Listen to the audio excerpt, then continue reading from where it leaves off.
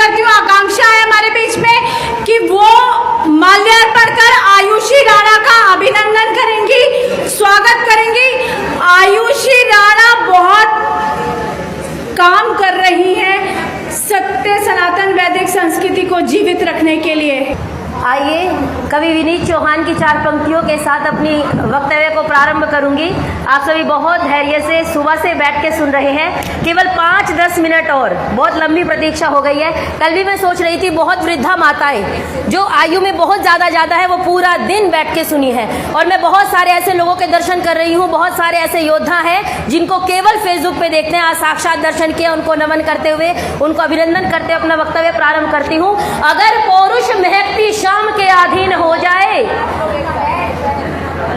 अगर पुरुष महकती शाम के अधीन हो जाए, तुम ही सोचो किरण में बाजुओं को कौन तोलेगा। और अगर हम भी जुल्फ चुम्बन की भाषा बोलने लग जाएं, तुम ही सोचो कि आग की भाषा को आखिर कौन बोलेगा। तुम ही सोचो कि आग की भाषा को आखिर कौन बोलेगा। अभी आप देश के विषय में सुन रहे थे। मनु महाराज ने इस देश के लिए कहा था, एतो देशो प्रसूतस्य सकाशा दग्र जन्मनः और स्वम स्वम चरित्रम शिक्षेरन पृथिव्याम सर्वमानवः। अर्थात इस भारत देश से पूरी पृथ्वी के मानवों को, एक गांव नहीं कहा, एक शहर नहीं कहा, एक मोहल्ला नहीं कहा, पूरी पृथ्वी के मानवों को अपने अपने चरित्रों की शिक्षा लेनी चाहिए। लेकिन विचार करके देखिए, आज उसी देश में 2 साल से 3 महीने की बच्ची से लेके और 90 वर्ष की बुजुर्ग महिला तक सुरक्षित नहीं है। शिवाजी महाराज के जीवन की घटना है।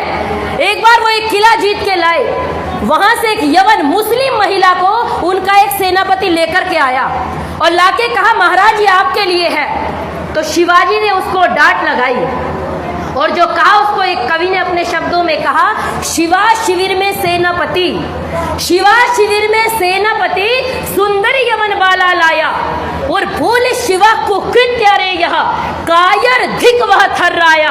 और हाथ जोड़ के उस महिला से बोले, जन्म तुमसे यदि मैं पाता, अर्थात माँ कह रही है शिवाजी, जन्म तुमसे यदि मैं पाता तो होता सुंदर छविमान। और साशुनयन सब गदगद बोले जग में शिवा चरित्र महान। साशुनयन सब गदगद बोले जग में शिवा चरित्र महान। लेकिन विचार करके देखिए, वो देश जिसका इतिहास अतीत स्वयं जवाब है, जिसका अतीत इतना महान था, उसको आज ऐसी अधोगति प्राप्त हुई कैसे। हमारे देश में हम विचार करते हैं कोई अवतार आएगा, जी राम जी अवतार लेके आएंगे, कृष्ण जी अवतार लेके आएंगे, यही बात करते हैं ना। और क्या कहते हैं, राम राम राम राम राम राम कहिए और चाहे विधि राखे राम।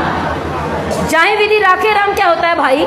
शराब पी के नाली में पड़ा है, मेहनत नहीं करता, देश और समाज के लिए कुछ नहीं करता, और कहता है चाहे विधि राखे राम।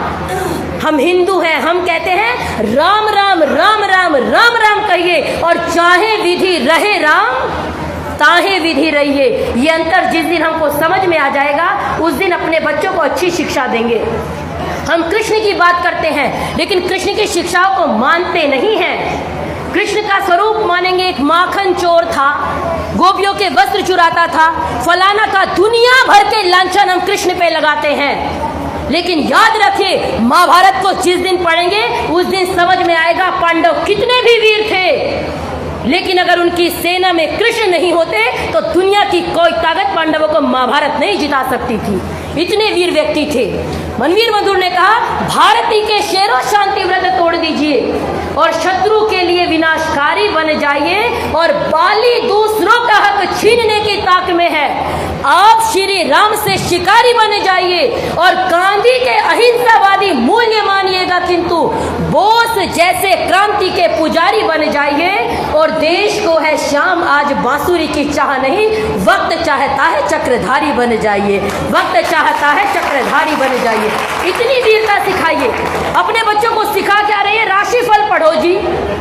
अब बच्चे सुबह राशिफल पढ़ लेंगे, सफलता का योग नहीं है। पूरा दिन बच्चा यही लेके घूमता है, और आपने उसको बताया होता कि राशिफल पे विश्वास मत करो।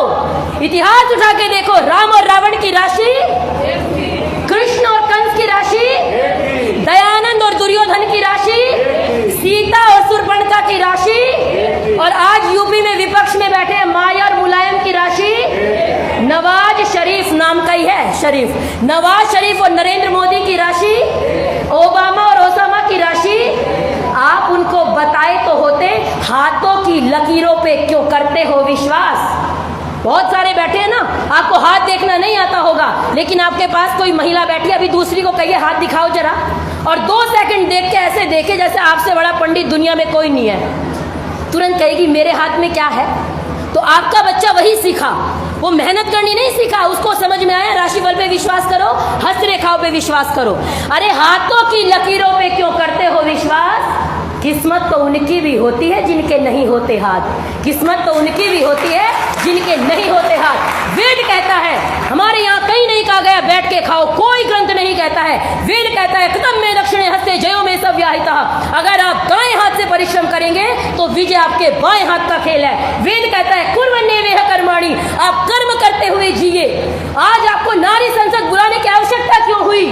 उस कारण पे विचार कीजिए। जब देश में 52 सेकंड राष्ट्रगान के लिए खड़े होने के लिए लोगों की टांगे टूटने लग जाए, तब नारी संसद बुलानी पड़ती है।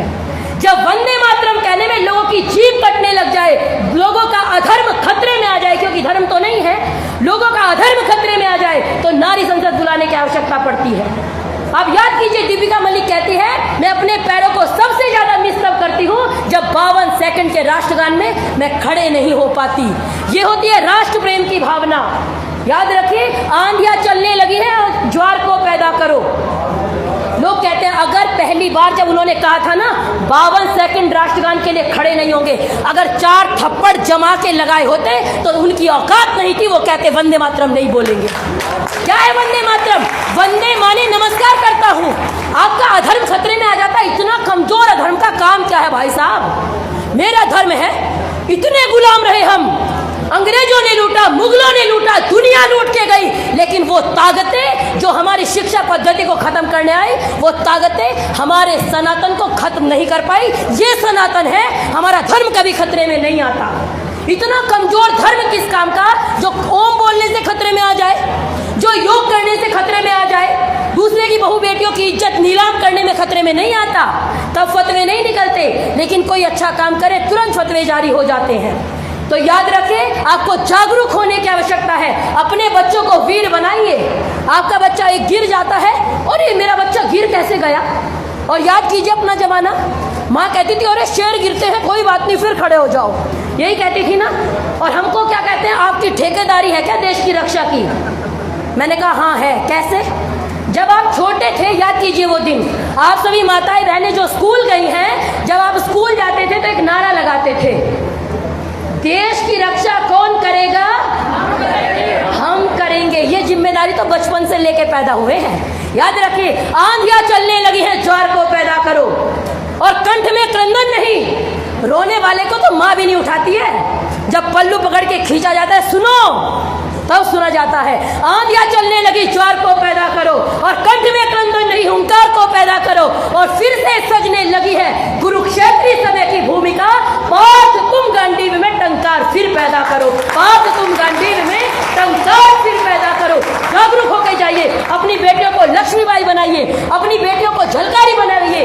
लक्ष्मीबाई के लिए कहा गया, सिंहासन हिल उठे राजवंशों ने भ्रिकुटी तानी थी। लक्ष्मीबाई की कहानी नहीं सुनाते आप उनको? सिंहासन हिल उठे राजवंशों ने भ्रिकुटी तानी थी, और बूढ़े भारत में भी आई फिर से नई जवानी थी, और गुमी हुई आजादी की कीमत सबने पहचानी थी, और दूर फिरंगी को करने की सबने मन में ठानी थी। और चमक उठी सन 57 में वो तलवार पुरानी थी, बुंदेले हर बोलो के मुख हमने सुनी कहानी थी, और खूब लड़ी मर्दानी वह तो कानपुर के नाना की मुंह बोली बहन छबीली थी। लक्ष्मीबाई नाम पिता की वह संतान अकेली थी।